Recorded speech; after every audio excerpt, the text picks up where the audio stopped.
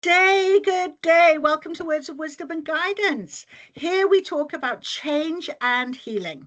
This podcast will deliver sessions that delve into breaking free from limiting beliefs, changing negative narratives, and developing tools and guidance to overcome challenges, offering insights for inspiration and guidance from many people, including mentors and coaches, authors and teachers, specialists and experts. Now, they all have stories to share, and there'll be moments that your eyes will be opened. It will touch your heart, and you will hear and resonate on many levels. But this is intended for your change, freedom to heal, and freedom to have guidance wherever you want. So today we have a wonderful lady that I met when she came to do a TEDx talk in Swansea. Marianne Pettifor is a passionate person who wants to make change. She talks about the value of mentorship and how you can find mentors in every area of your life. And she has many years of experience with it. So welcome, Marianne. It's so lovely to see you. Thank you for joining us. Oh, good morning, Debbie. It's lovely to be here. And we've got some sun. What more could we want? Exactly. Sunshine. Do you know what, though? When I look at you with your beautiful pink on, your aura is just sunny and bright anyway. It's so lovely to see that. Well, we're just ready for the dog walking, We've just got the jumper on ready for the winter because it's beautiful outside, but I'm telling you now it's very cold. Yeah. And I've got to walk the dog after, so all prepared now. Now, Marianne, obviously I'm linking to the end of this interview, your beautiful TEDx talk. It was the first time that you'd really experienced something like a TEDx talk, wasn't it? Oh, yes, it was very exciting and a little bit nerve-wracking, I must say. I mean, I met the way it came about was I met Bernie out shopping of all places. Not that I get much time for that. And Bernie said, "Oh, would you like to do the talk?" And it was a perfect opportunity for me because I'd taken 5 years off from my consultancy to build my animal charity up. So I'd sort of gone under the covers. So I thought, right, do a TEDx talk and get back out there into the marketplace. But it was amazing, absolutely amazing. As you know, you were there. I was there. It was so inspiring. We had so many wonderful speakers, but your talk really was so inspiring for me because I think I have sort of said to you, I'm very much the sort of mentor and coach with the students. As a lecturer, I like to think of them not just, learning theory, but actually becoming better versions of themselves and growing. And that's the topic of our next TEDx talk, A New Beginning. But what I love so much about what you've just said is how, in a synchronistic way, you met Bernie and it led to you being, on that TEDx round circle and being able to share your knowledge, your experience, and obviously, your guidance to a lot of people that were in the audience that day. And of course, on the YouTube channel, because loads of people globally do watch the talks, because your title was Igniting Your Future, with the power of mentorship. And throughout your speech, you were saying how you sort of meet people and they become the guidance in all areas of your life. And that's what mentorship is really about. So can you tell me a little, your first mentor that you just really ignited your passion for this? Where was that for you? Oh, well, yes, I can remember it like it was yesterday. I mean, it was my first business. As you know, Debbie, as you've followed me a little bit, I have created 5 businesses. So the first one was a healthcare recruitment company, and it came up through a bit of research and the idea that it was needed. However, I knew nothing about healthcare, absolutely nothing. And I went to a Chamber of Commerce lunch, actually, I met a lovely lady, and she was not only a consultant, a business consultant, but she was a nurse, a qualified nurse. I couldn't have done better. And I said, "Would you mentor me?" I think she was a little bit startled, as they often are when you ask. And she helped me set up a healthcare recruitment. And as I say, I knew nothing about healthcare. I knew a little bit about business because, my background, and I was happy managing a business, but nothing about healthcare. So in she came, and I learned so much. It was incredible. Yeah, exactly. I mean, you didn't say no. That's what I like. You didn't say no, I can't do the business because I don't know this.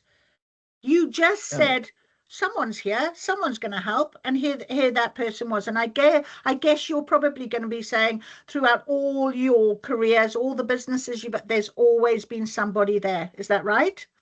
of course it has, because I mean, we've all got a skill set, haven't we? And no matter how much you try to develop areas that maybe need improvement or are a bit weaker, nobody can have every single skill there is. I mean, it's just not possible. So you need these mentors. They're essential in your life. And every time I opened a business, which often I knew nothing about, I just got the appropriate mentor. The thing about mentorship, and you know this, Debbie, because you're a mentor yourself, it isn't like training, which I'd had a background in. It's more um, sharing the passion with you, the guidance, being there for you on everyday challenges. And believe me, as an entrepreneur, you're going to get everyday challenges. So it's a wonderful thing. And I don't think it lasts a long time. I think your mentors do need to change with the way you're developing. But to kick you off and to go back to the subject you're talking about, to ignite your future and empower you, you just must get a mentor. I mean, it's essential.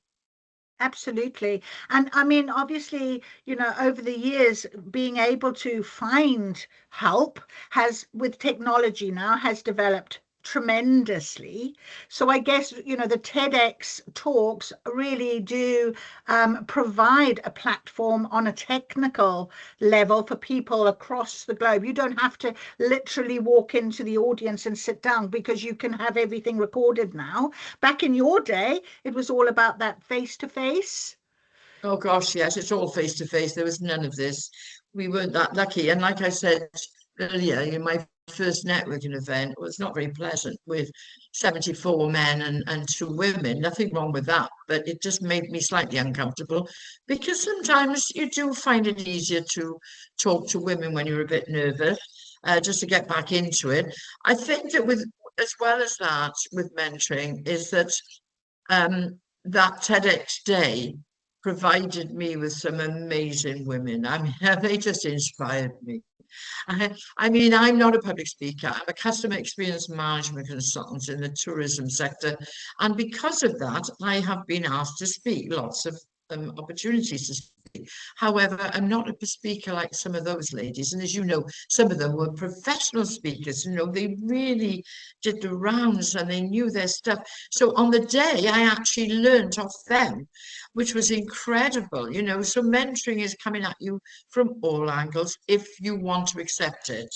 Exactly. It's whether you are wanting to accept it, and you are never too old to learn. I mean, I always, every day, at the end of the day in my journal, I'll pop down, what have I learned today? Because absolutely, I Exactly. think that's about growth, about knowledge, and it's, you're never too late, old to learn Well, one something of the new. speakers that were there, after the event, I've been mentoring her, and she thinks it was a one-way thing.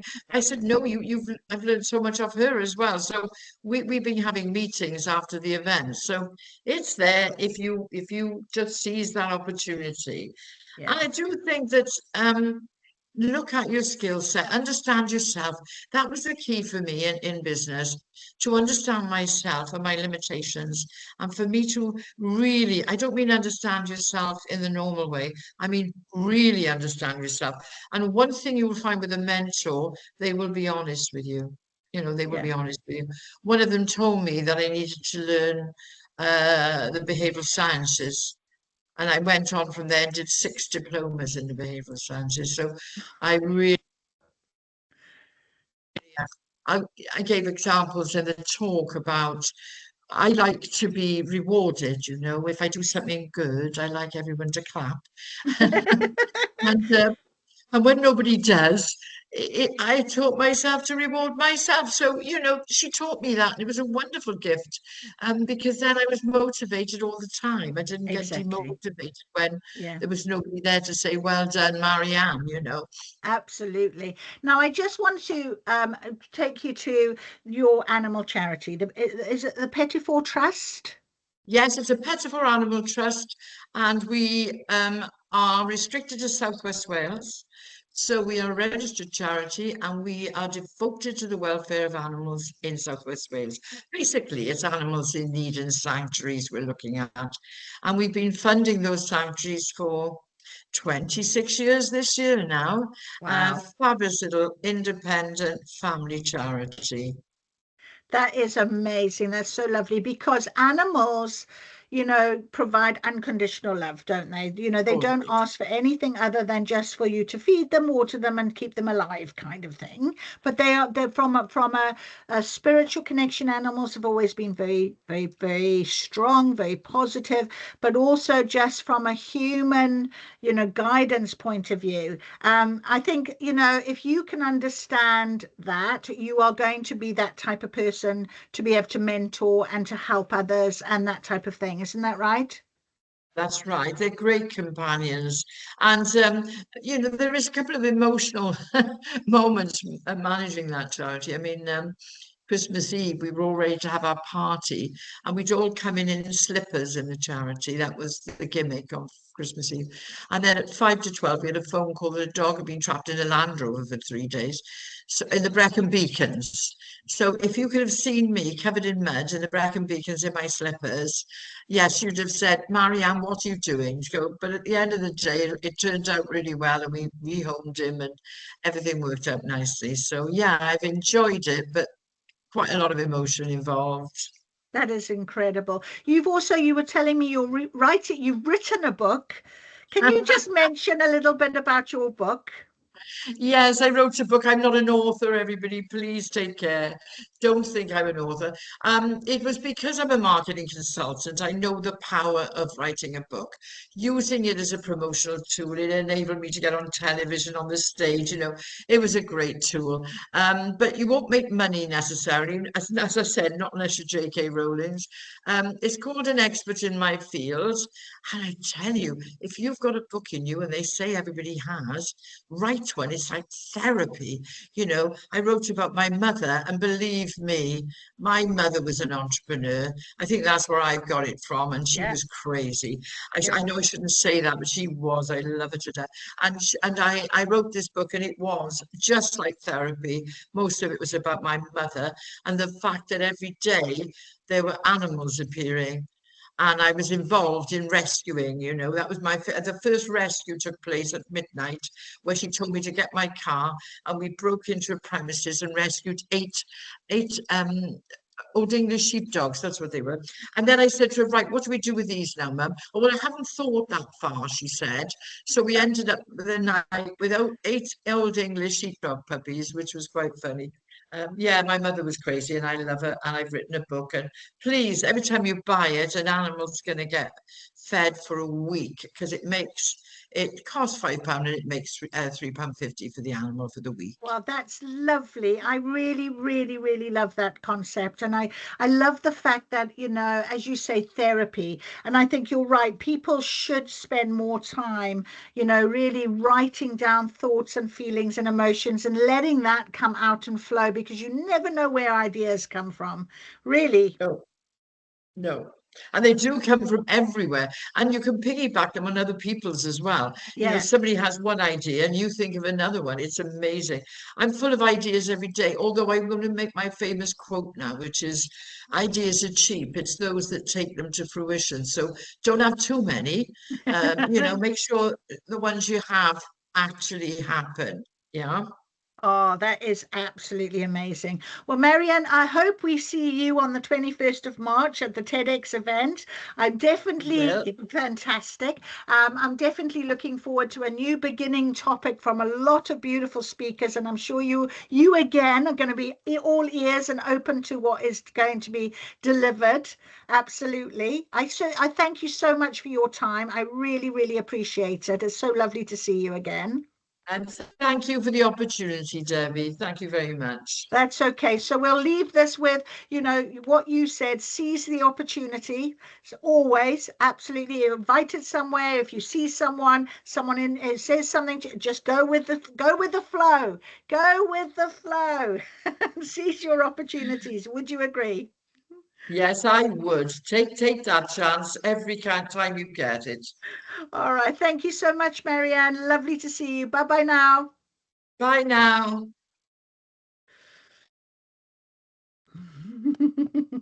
Are we okay?